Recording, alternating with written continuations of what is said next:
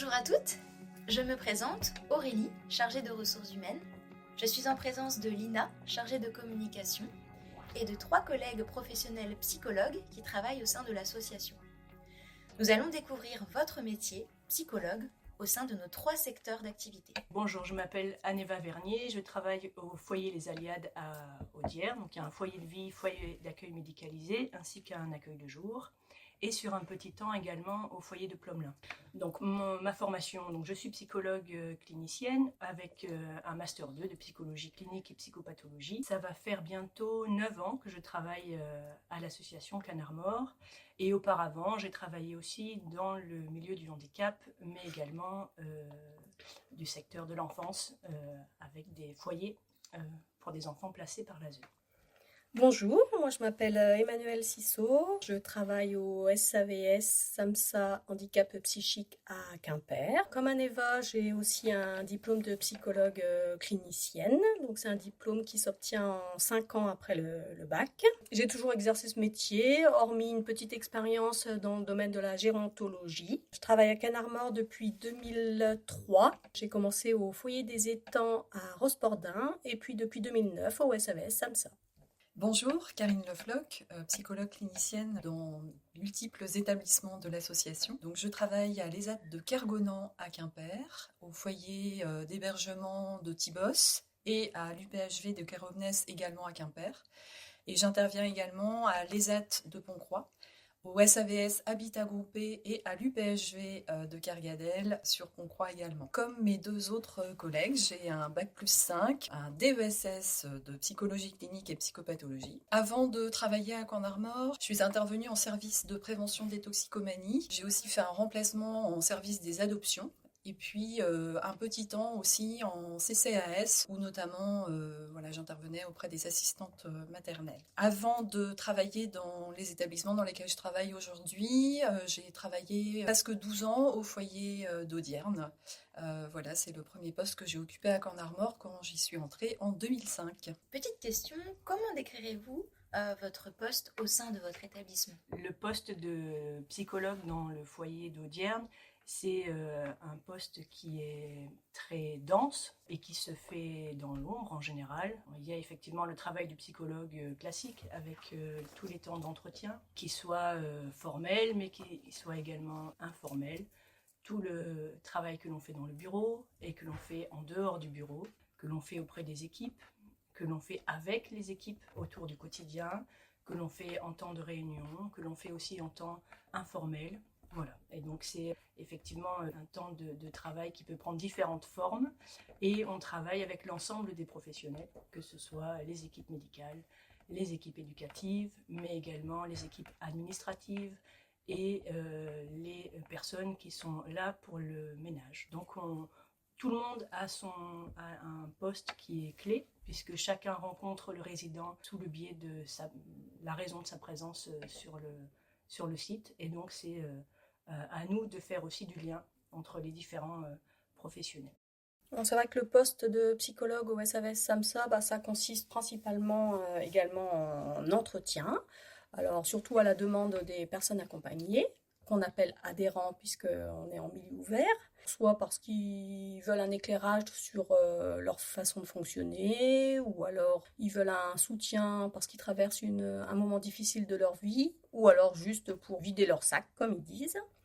Ça peut être aussi des entretiens à la demande de mes collègues, parce qu'ils veulent adapter leur positionnement dans leur pratique, ou alors parce qu'ils ont à prendre une décision importante et qu'ils veulent que cette décision soit adaptée au plus près de la psychologie de la personne. Ça peut être aussi des entretiens à visée plus institutionnelle, comme des entretiens d'admission ou les entretiens de projet. Oui, j'ai pas précisé, les entretiens ont une particularité, c'est qu'ils se passent pour la plupart au domicile des personnes accompagnées. Les personnes au SAVS SAMSA ont leur propre logement, donc je me rends chez eux, surtout parce que autrement je les verrais pas, ils pourraient pas venir me voir, donc c'est pour aller à leur rencontre. Et puis le reste du temps, c'est des temps de réunion partagés avec l'ensemble des personnes qui sont en relation avec les adhérents. Alors c'est mes collègues, c'est les partenaires ou c'est les familles. Mon travail, particulièrement en ESAT, rejoint un petit peu celui des de mes 2 collègues. Il s'agit pour beaucoup de mon temps d'entretien individuel. Quand je comptabilise un petit peu, je dois approcher à peu près 170-180 personnes accompagnées sur des temps relativement courts, ce qui fait que effectivement mon temps en établissement est essentiellement consacré aux entretiens individuels. À cela, on ajoute effectivement les temps institutionnels, les réunions d'équipe. En ESAT, on n'en a pas tant que ça. Et puis les temps d'échange avec les moniteurs. Et pour moi, le travail de psychologue en ESAT vient vraiment chercher l'idée de soutenir un petit peu les solutions que les travailleurs vont pouvoir mettre en place pour pouvoir s'insérer dans ce monde du travail qui est quand même assez particulier en ESAT, mais aussi pour trouver un équilibre dans leur vie à l'extérieur. La particularité de ce travail, c'est que ces solutions, elles se heurtent parfois aux contraintes liées à l'aspect économique de l'ESAT, à la dimension de la production, dont on ne peut pas faire l'impasse, de toute façon, ça fait partie de cette particularité de cet établissement médico-social. Et parfois, leur solution, être en groupe, faire avec les exigences des productions. Parfois, ça leur complique un petit peu les choses. Et ce que je trouve intéressant dans les ESAT où je travaille, c'est que ces solutions, elles sont quand même acceptées, tolérées. Il y a vraiment une ouverture possible aux trouvailles des travailleurs pour qu'ils puissent continuer à s'épanouir au sein de l'ESAT. Donc on constate à travers vos témoignages une pluralité des missions, des contacts nombreux et variés. Qu'est-ce qui vous plaît le plus dans votre métier ? Alors, il y a beaucoup de choses qui me plaisent dans ce métier. On a la chance de faire un métier magnifique dans un cadre de travail vraiment riche. Si je devais retenir une chose, je dirais que c'est avec la régularité et la présence du psychologue, c'est de sentir la sécurité et le cadre qui permet à l'ensemble des personnes accueillies d'être plus solides. C'est-à-dire qu'effectivement, ils peuvent s'appuyer on a une place qui peut faire pilier. Voilà, sur lesquels les gens peuvent s'appuyer. Et de sentir ça, je trouve que c'est une grande chance, une grande force. C'est vrai que moi aussi, ce qui me plaît au SAVS SAMSA, c'est ce travail-là en institution. C'est pour ça que je ne suis pas en libéral, mais que je travaille avec plusieurs personnes. C'est vrai que moi, je me suis toujours engagée auprès des personnes fragiles, vulnérables, avec des graves troubles psychologiques. Et je me suis toujours dit que ces personnes-là, en grande souffrance, on ne peut pas s'en occuper seul. C'est l'affaire de plusieurs personnes et qu'il faut qu'on soit nombreux pour pouvoir les aider, les accompagner au mieux. C'est cette richesse-là d'accompagnement, cette pluridisciplinarité qui me plaît énormément. Je trouve qu'à plusieurs, on fait corps auprès des personnes qu'on accompagne. Et c'est cette idée de faire corps auprès d'eux qui me plaît, surtout quand eux-mêmes ont un corps souvent un peu souffrant ou meurtri ou blessé. Eh bien, en ESAT, je rejoindrai mes 2 collègues. La dimension de l'institution, elle est également très importante. On ne peut pas travailler seul. Les moniteurs, notamment en ESAT, ont ce regard vraiment très pointu. Si je devais rajouter quelque chose, je pense que ce qui peut-être me plaît le plus dans ce métier, au-delà de la question de l'institution, c'est les rencontres. Les rencontres que je peux faire avec les travailleurs. La rencontre, c'est pas simplement faire connaissance, mais c'est aussi pouvoir, au travers de cette écoute, au travers de ces échanges de paroles, c'est de pouvoir un petit peu discerner et de quelle façon ils arrivent à s'insérer dans les AT, dans leur vie aussi à l'extérieur, quelles sont leurs solutions. Selon vous, quelles seraient les 2 principales qualités requises pour occuper votre poste ? Les principales qualités, c'est d'accepter de se laisser traverser par ce qui se passe et ce qui se joue pour les personnes qu'on accompagne, pour l'institution. Et on a un poste où on peut être bouleversé parce que ce qu'on accompagne et qui nous oblige à travailler des qualités. Donc les qualités, on ne les a pas forcément d'office, mais on doit effectivement accepter de les mettre au travail, que ce soit effectivement la disponibilité. On se doit d'être disponible, patience également, persévérance. Voilà, et la créativité aussi pour trouver comment entrer en relation avec quelqu'un qui, a priori, n'en a pas toujours envie. et comment donner envie. Voilà, donc ça nous demande aussi beaucoup de création et beaucoup de questionnement. Donc je dirais que les qualités d'un psychologue, c'est d'accepter, d'essayer de les travailler. Voilà. C'est bien sûr de l'empathie. Il faut toujours avoir envie de comprendre l'autre, comprendre la personne qu'on accompagne, mais aussi comprendre nos collègues, comprendre les cadres hiérarchiques qui ont leur vision et leurs obligations, comprendre les familles aussi.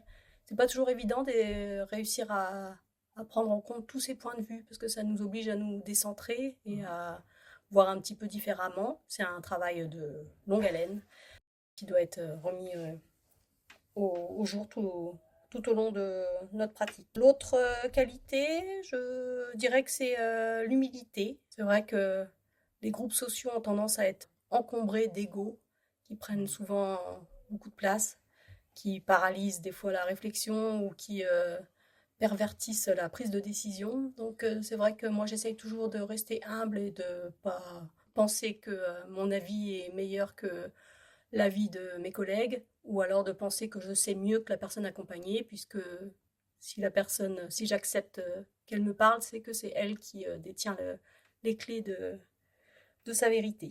Donc je dirais humilité. De mon côté, effectivement, l'humilité, la patience, ça ce sont vraiment deux qualités très très importantes dans notre travail. Je rajouterais peut-être l'ouverture d'esprit, parce que ça nous oblige des fois à accueillir des paroles qui sortent pour nous de notre référence, de nos valeurs. Ça nous oblige à nous décentrer beaucoup, mais c'est à ce prix-là qu'on peut accueillir cette parole inédite de la personne qu'on accompagne. Et cette ouverture d'esprit, elle vaut aussi, effectivement, comme le disait Emmanuel, pour l'ensemble des collègues avec lesquels on travaille, parce que on a tous nos histoires, nos valeurs, nos manières d'appréhender aussi la question du handicap. On a tous aussi affaire avec les exigences liées au cadre professionnel, et notamment en ESAT où la question économique est quand même importante. Et cette ouverture d'esprit, effectivement, elle permet cette tolérance aussi à tout ce que les autres peuvent amener. Parmi vos expériences au sein de l'association, avez-vous une anecdote à nous partager ? Alors je serais en difficulté pour choisir seulement une anecdote, mais je pourrais parler de tous ces temps suspendus où quand arrive à surgir ce qu'il y a en dessous de l'iceberg, quand on est vraiment dans le vrai et qu'on parle vraiment de ce dont on parle. Alors là, on a l'impression que le temps s'arrête et que l'espace aussi devient plus dense. Il y a vraiment quelque chose d'une vérité qui est très belle et qui peut se vivre avec des personnes qui parlent, qui peut se vivre avec des personnes, mais également qui crient, qui chantent. À partir du moment où on touche à une vérité de la rencontre, ça c'est des moments qui sont très beaux, très forts et qui sont autant d'anecdotes qu'on pourrait raconter sous diverses formes. Moi j'ai un souvenir là qui me vient en tête, c'est un suivi psychologique avec un adhérent du SAMSA Handicap Psy. C'est un monsieur qui au départ était réticent à rencontrer un psychologue, il pensait que ça allait lui servir à rien. Et puis au bout du compte, petit à petit, avec le travail de mes collègues, il a fini par accepter. On s'est rencontrés plusieurs fois, chez lui, dans les établissements de soins où il était soigné, etc., au service. Au bout de 5-6 entretiens, je me rends chez lui pour une entrevue. Ça part bien, il parle beaucoup, je suis plutôt contente, je suis fière d'avoir réussi à engager ce travail. Je tire des plans sur la comète sur ce qui va pouvoir se passer entre lui et moi au niveau de l'avancée psychologique du suivi. Et puis il me dit en plein milieu de l'entretien qu'il est désolé mais qu'il va devoir suspendre notre conversation parce qu'il attend quelqu'un. Bon, très bien, il est chez lui, ça me questionne pas davantage, je me lève. Et il rajoute « Oui, parce que j'attends la psychologue du SAMSA ». Et alors là, je tombe littéralement de mon piédestal. Je me demande, depuis tout ce temps que je le rencontre, mais à qui pensait-il donc parler, puisque là, il attend la psychologue du SAMSA.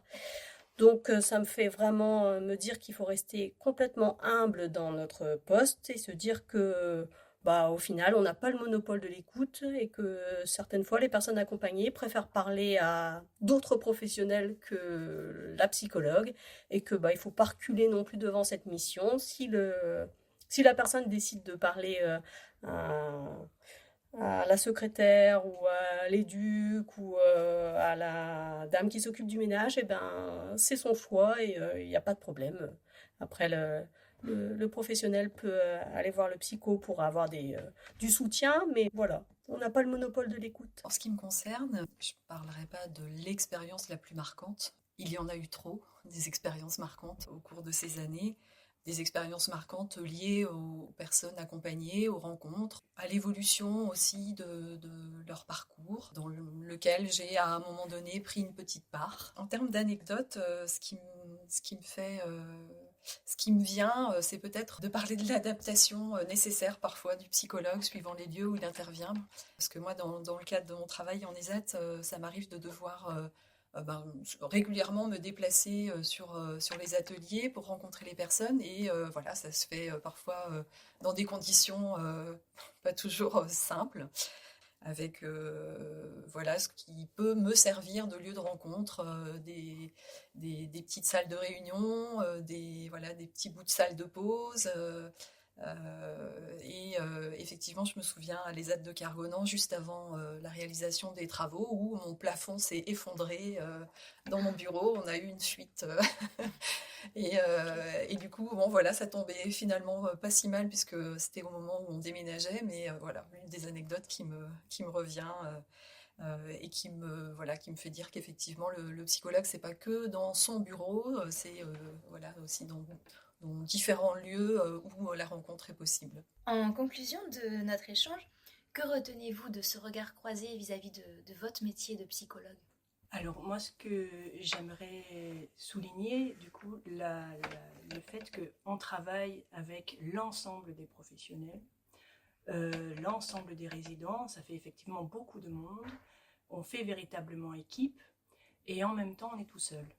On parle du psychologue qui doit avoir un pied dedans et un pied dehors. Et effectivement, on doit avoir un pied dehors, mais qui doit être véritablement dehors. C'est-à-dire qu'on doit véritablement avoir du recul, aucun a priori, être le plus neutre possible pour accueillir parfois l'invraisemblable. Et en même temps, on doit avoir un pied véritablement dedans, où on se laisse absolument traverser par tous les conflits, toutes les angoisses, tous les non-sens, pour arriver à en sentir et en démêler quelque chose. Et donc, pour avancer, il faut trouver un équilibre entre ces deux pas. Et pour ça, une de nos solutions à nous, c'est qu'on se rencontre, tous les psychologues de l'association. On doit se rencontrer entre 2 et 3 fois par an. Alors, ce qui n'est pas grand-chose, mais qui est quand même essentiel pour justement arriver ensemble, faire corps et à se sentir plus fort et moins seul. Et si je devais quand même rajouter une anecdote, j'en rajouterai une quand même pour finir. La semaine dernière, j'ai accompagné une des personnes accueillies qui se sent persécutée par l'autre. Et donc, je l'accompagne, je fais tiers auprès d'une autre professionnelle dont elle se sent agressée alors que la professionnelle est tout à fait bienveillante. Et donc, on travaille ce sentiment-là et elle souffle d'aise à la fin et elle dit « Eh ben c'est bon, le sujet est clos ». Alors, on peut l'entendre, le sujet est fini, mais on peut entendre éclos en un seul mot. C'est-à-dire que ça y est, elle a pu pacifier la relation avec la professionnelle et le sujet, donc elle-même, est clos. Merci à vous trois pour ce temps d'échange. Merci. Merci aussi de donner la parole aux psychologues, parce que généralement, c'est ceux qu'on entend le moins.